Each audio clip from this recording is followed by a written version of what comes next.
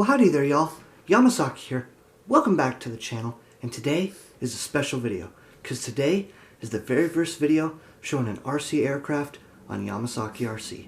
Now, before I actually get into showing you guys this aircraft, as well as everything that came with it, like the box and the owner's manual, I want to tell you a little bit about it. So, this airplane's history dates all the way back to 2001, which is in fact my birthday. And in that year, my dad actually bought this airplane as a kit and started assembling it. But along the way, he explained to me that he ran into some trouble constructing it and thought he made a crucial mistake. So he just put it up one day, up in the loft where all the airplanes have been sitting for years and years, and it hasn't been touched. But in 2018, I decided to pick up where he left off. And since then, I've slowly been getting things done on it to where it's almost ready to be fired up and tested and finally flown. This airplane is a really classic looking airplane. It's actually slightly modeled after a realistic actual historical airplane, which is actually pretty cool. I think this airplane is a legend in and of itself for one reason, because it's the brother of the Slowpoke Sport 40. That's right, guys. Today we are talking about and taking a look at the Great Plains Pete and Poke Sport 40. Now, I'm actually going to show you guys the box as well as the owner's manual before we actually get into seeing the aircraft. And as you guys can see, this box is in real good shape. My dad actually bought this airplane at a place called Central Hobby for a reasonable price, 75 bucks. And this box gives a lot of information. As you can see, you can here there's still some materials in there, like some balsa that we're no longer going to be using because the airplane is pretty much complete.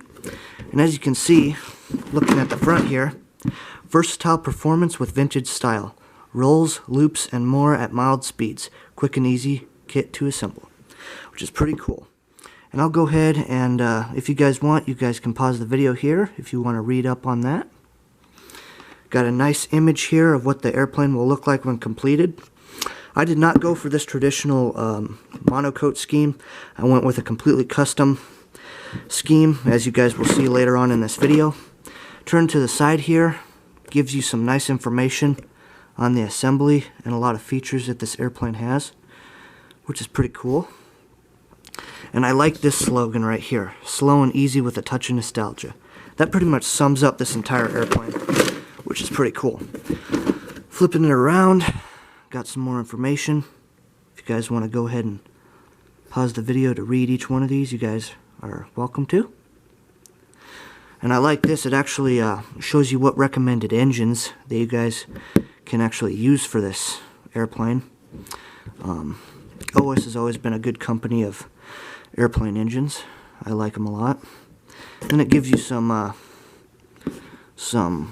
talk on monocoating.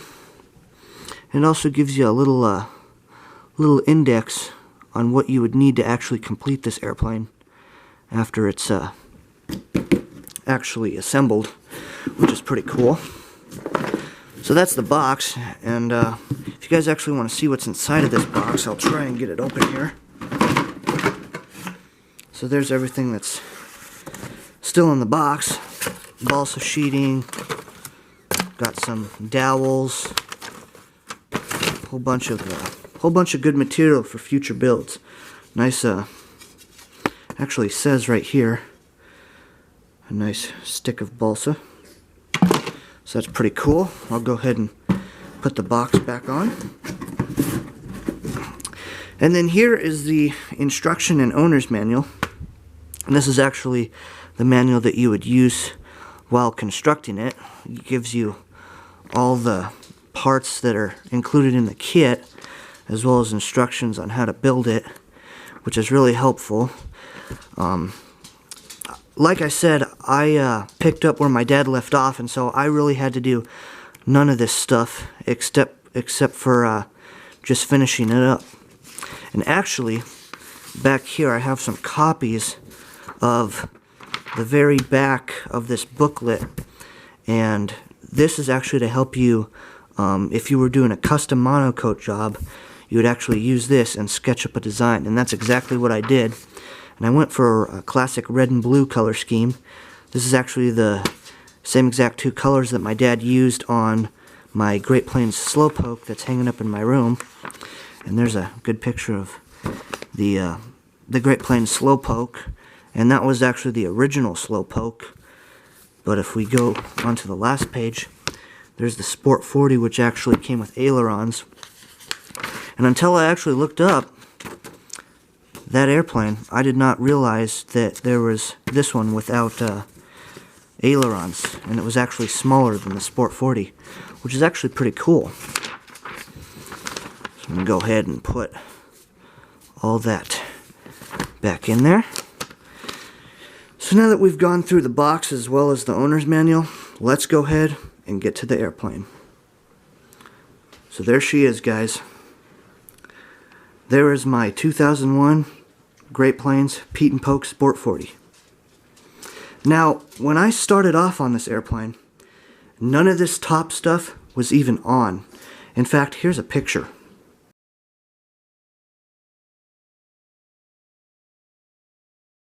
Hope you guys enjoyed that little picture. And as you hopefully saw, guys, all this stuff was non-existent on it. It was literally just the bottom of this fuselage right here. And the vertical fin and the horizontal fin was non-existent. So basically I had to do all this curvature on here. I had to do the main struts. I had to modify the engine bay, so I had to cut a bigger slot out right here. I had to do the windshield, I had to do the cockpit, I had to install the cockpit floor, had to glue in all this stuff. So I had to do all this top stuff, and then I had to, I've installed all the electronics in it. The only things we are really waiting on is to get servo extensions to run all the way up here to the electronic service hatch bay right there. And before I forget to show you guys, these are actually the aileron servo rods right here. And then these are the wheels. These are Dubro 3-inch wheels. And we're not sure if we're actually going to use these because I had my dad a couple weeks ago order me these axles. And these axles are actually an 1/8 inch in diameter. And these wheels, even though these collars work just fine, as you can see. The diameter of the wheel hole is actually way bigger than the actual axle, which is unfortunate. And my dad thinks that we should get 4-inch wheels instead of 3-inch.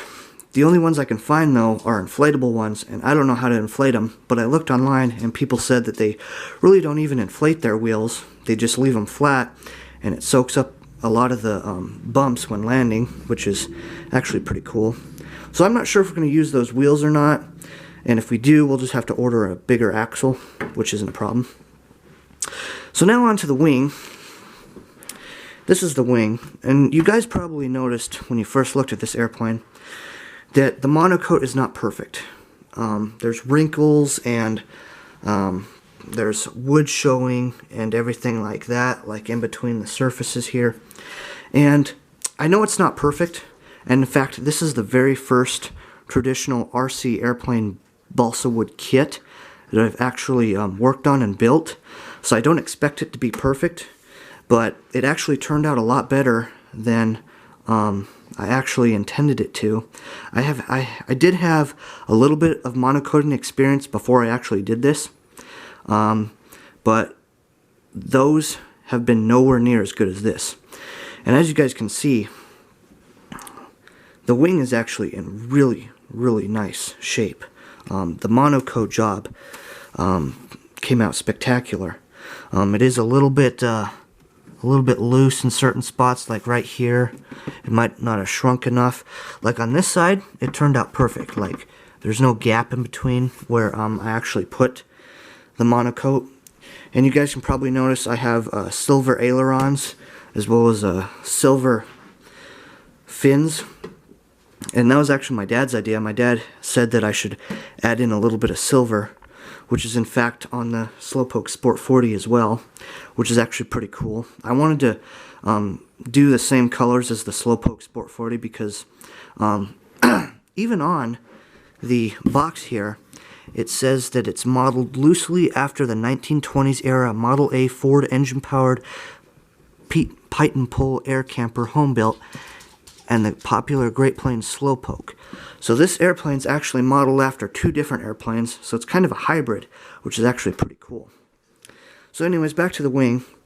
As you guys can see, I got some silver added there as well. And then on the bottom of the wing, as well as the bottom of the fuselage, I'll go ahead and lift up the fuselage here. I've actually done white all throughout the bottom of this aircraft. And that's to actually help me figure out orientation. So I did that on purpose, because you actually want the bottom of your aircraft to be a different color, or at least a little bit different than the top, so you can more easily differentiate your orientation when in flight. Like I said, the most recent work I've done is I've actually done the servos as well as all the electronics, and then alongside that, the more recent work I've done is I've actually taken epoxy and I've epoxied all the control surfaces on. I used this stuff right here. I used JB Weld steel reinforced epoxy. So it took a good 4 to 6 hours to actually dry, which is actually good because I wanted time to actually move the surfaces, and turned out real well. There is the joiner rod for the two elevator fins, and actually that is a clothes hanger that I actually cut up and bent. Just a little fun fact for you guys. So epoxied all the surfaces on. I even did that on the ailerons. This airplane has some unique characteristics to it because I didn't exactly follow the plans or in the instruction manual to exact. I heavily modified the strut system, and I'll explain that in a little bit. But starting back here, you guys can probably see that this is a big tail wheel. And when I was actually looking online for a tail wheel assembly, I wanted to get the exact same one as my dad had bought years and years ago for the Slowpoke, but I couldn't find it. And it was actually manufactured by Great Plains, which is the same company that manufactured this airplane as well as the Slowpoke. And so I ended up finding this one. And this one actually belongs to a giant scale Waco biplane, as a matter of fact.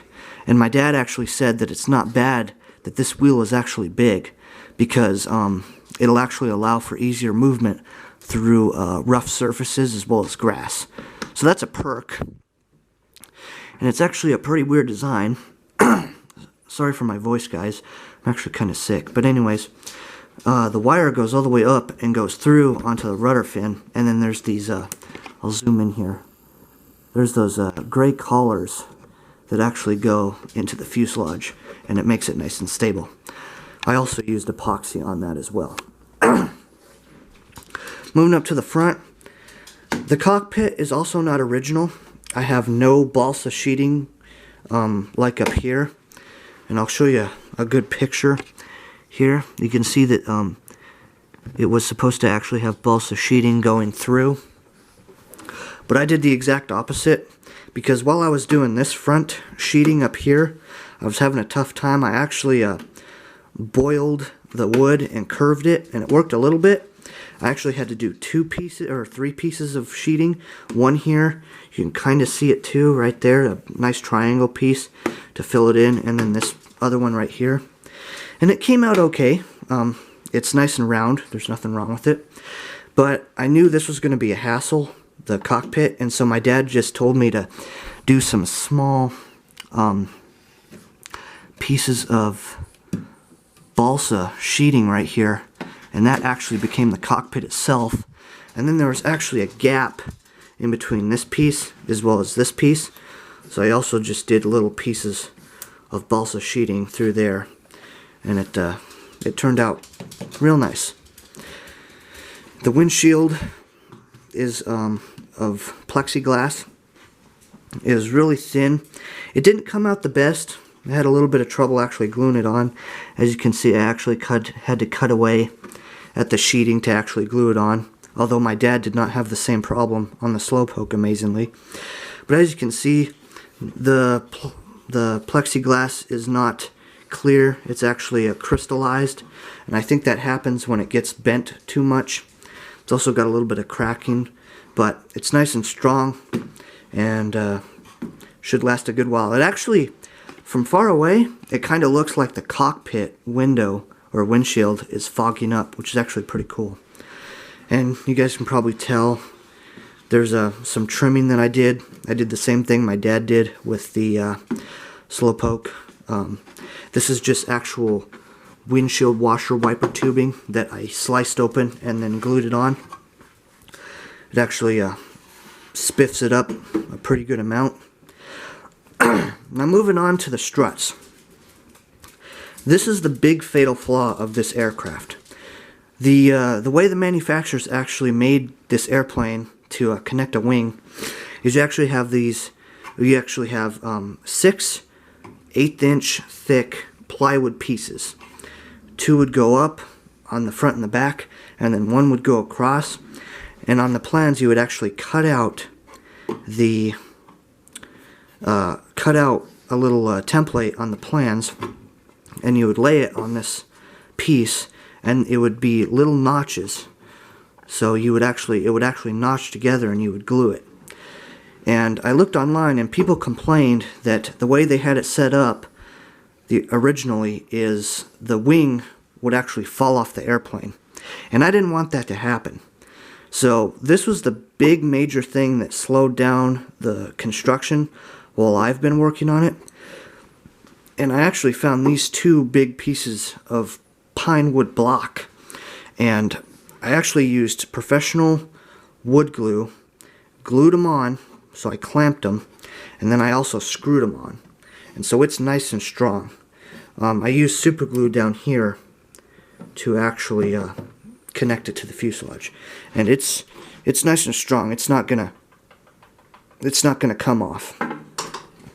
And then the outer stationary struts, they're called, that go from right here out to the actual wing, is completely different than they originally had intended it to be built, but I'll show that in a little bit. I'm actually going to put the wing on and assemble it as fully as I can so you guys can get a good representation of what this airplane will look like in the air.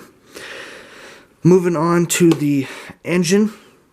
This engine is way overpowered for what this airplane actually needs. This thing calls for, let's go back to the actual box here and take a look, because their engine sizes for 2 strokes are in the 40 size range, and in the 4 strokes they're in the 40 to small 50 size range. Well, I'm here to tell you guys that those are tiny engines compared to this big beast right here. This is a 1988 Max OS Surpass 91 4-stroke. This thing is giant for this airplane, and it was actually my dad's idea because he said this plane deserves a 4-stroke engine. And this engine actually came off my dad's Hangar 9 Fontana S40. So this engine was actually on a 3D sport plane. And we got it fired up last year, but we found out that when it's at idle, it likes to die. So we actually have bought a onboard glow driver, and that's what this wire is, as well as this one back down here. You can probably see it, hopefully a little bit, right there. That's actually to a glow driver, and that's what this button is. This button turns on the glow driver, and I'll actually show you inside the hatches here in a little bit. But this engine is way overpowered for this airplane. It's very nose heavy, and it runs a 14x4 size prop,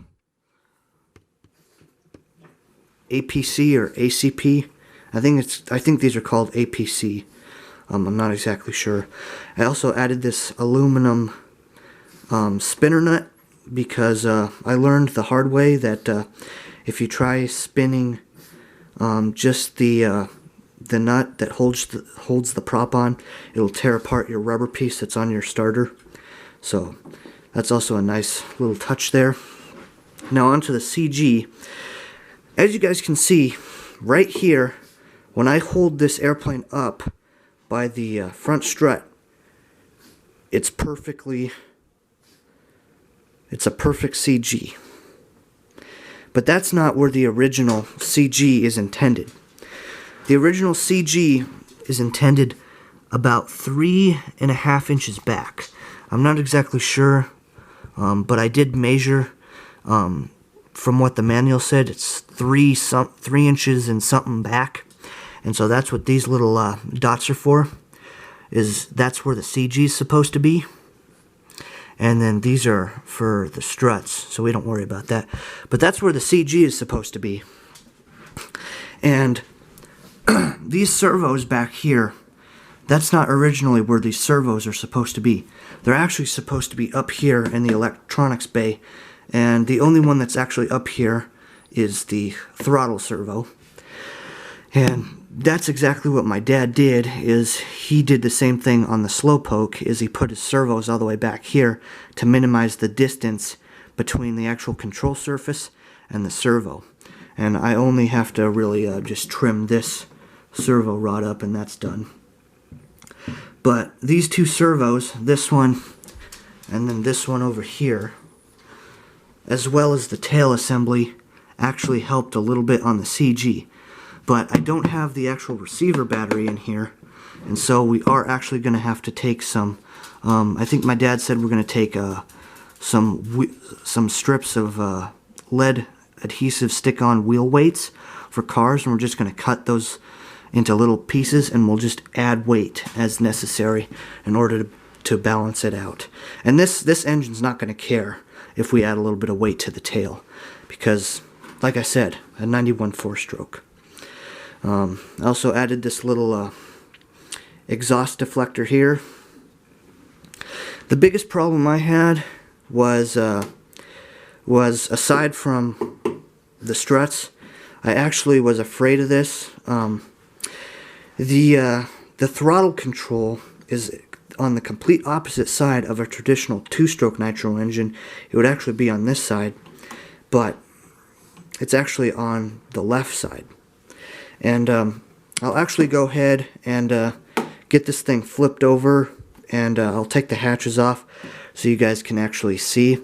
And that's actually another modification that I made. Instead of having 2 hatches, the fuel tank hatch and the electronics hatch, I have made a 3rd hatch, and that one is to access the nuts on the bottom that hold the engine on. As you can see there, I had to do a little bit of cutting out in order to make it fit, because these nuts actually stick out slightly more than the balsa plate. So I'll go ahead and pause the video here, guys, and I'll actually get this thing flipped over and the hatches off so we can take a look on the inside. And then after that, I'll go ahead and I'll put the wing on, as well as this outer stationary struts, and you guys can get a look at the actual airplane. So stay tuned.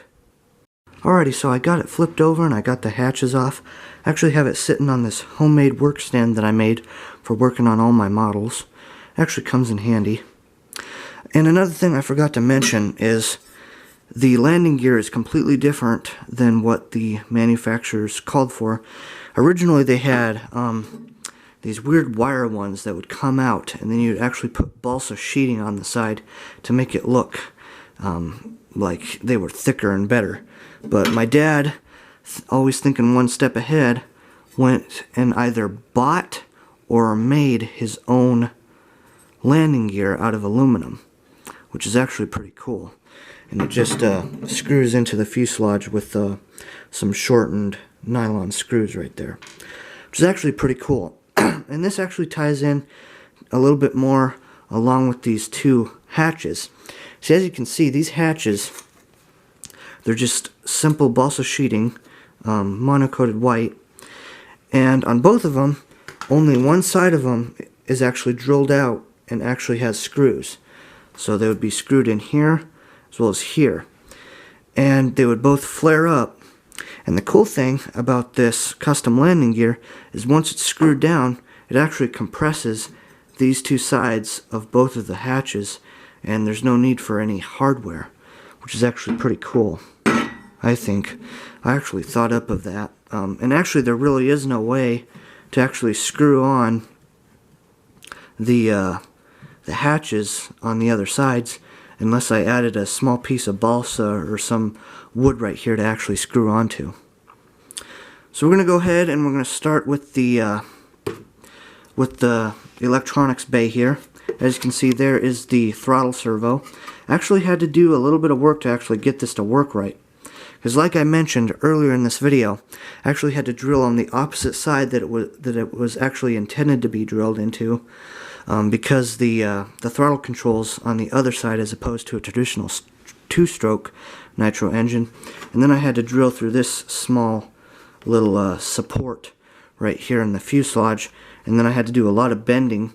And in fact, the first time I drilled through this and actually got this servo all hooked up and everything, every time I would move it, the servo would actually bend up and move a little bit and bend this wood. That's because there was so much tension going up from this rod that I actually had to go back in there and drill the holes a little bit bigger, as well as bend this rod a little bit more. And it actually works a lot better now. I'm just going to have to shorten up this rod. And then what I plan to do is right in this area I will put the battery and the receiver. I'll just find a small piece of pine wood, and I'll actually just thin it down, and I'll screw it on there, and then I'll put some Velcro, and it should hold the battery just fine. But that's where the our two original servos were supposed to go, as opposed to back here. And then moving to the fuel bay, the fuel tank's right here. It's actually a Sullivan Pylon Racing. I believe it's a 10 ounce. It's really see-through, and I actually had to go and buy a completely new fuel set, or fuel system set for it, because we didn't have the clunk or anything. So that's all assembled now. And here's the glow driver. It's just a simple Hobby King glow driver. It's actually sitting on the piece of wood that holds down the fuel tank. And then here's the battery. I'll actually go ahead and take the battery out here for you so you guys can see it. It's actually a Turnage Nanotech 950 milliamp LiPo battery at 25 to 50 Cs of discharge. It's a 2-cell, 7.4 volts. So that'll last a good long while on a nice charge. And that just goes right there on some Velcro. I actually Velcroed the glow driver right there too, and as you can see right there, that's where the actual button is. And one of the things I had to do on this actual hold down is I had to glue in a piece of balsa right here onto the front of the firewall of the fuselage, and then drill a hole, and then that's where that was screwed down, because there was actually nothing holding this piece of wood on until I actually got to work on it. My dad did drill these two holes here on this piece of wood, but he never drilled through here, and I think that's what he forgot to do. Is he forgot to do drill holes and affix this piece. So that's what I did. And yeah, so that's pretty much the inside, guys.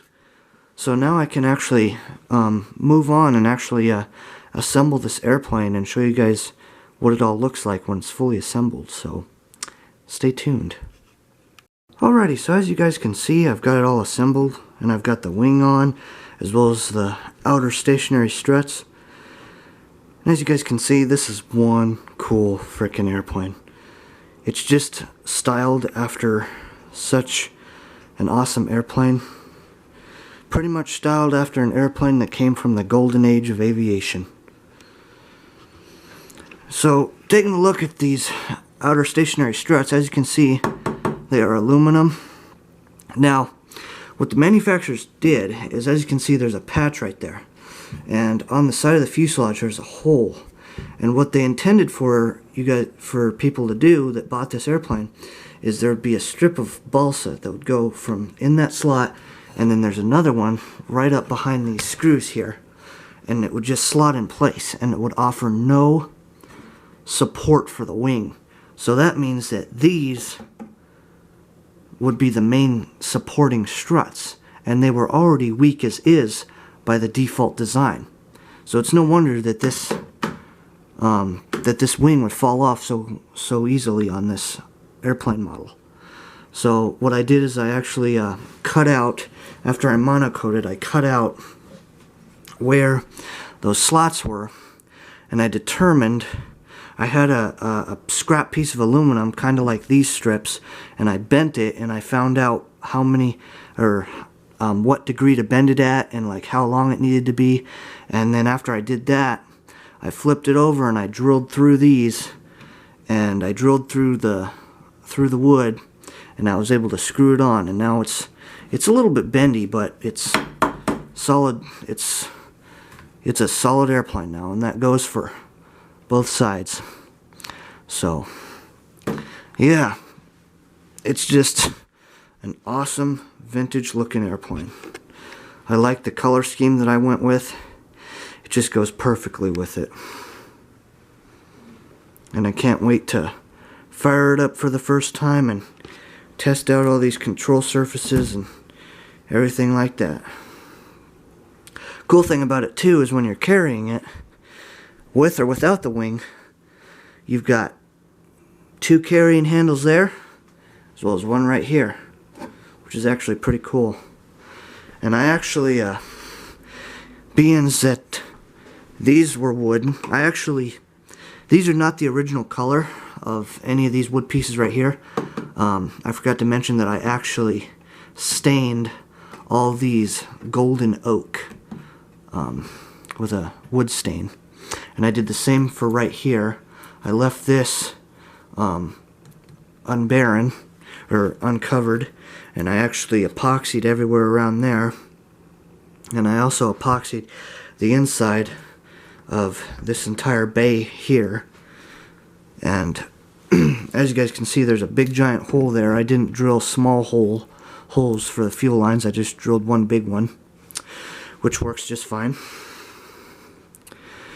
And back here I did the same thing, being that the struts were wood and I left that bare bones wood.